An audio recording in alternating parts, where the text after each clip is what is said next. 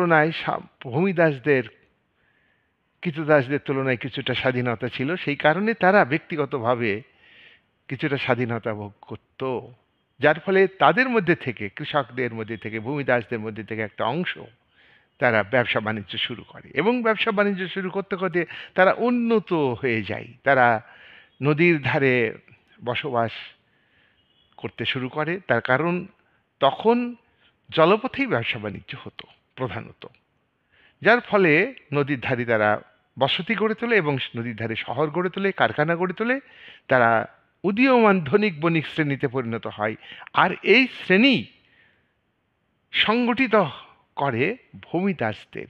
তার কারণ এই শ্রেণীর হাতে রাজনৈতিক ক্ষমতা সামন্ততন্ত্রে ছিল না, রাজনৈতিক ক্ষমতা ছিল মূলত সামন্ত প্রভুদের দ্বারা নিয়ন্ত্রিত রাজশক্তির হাতে। তাই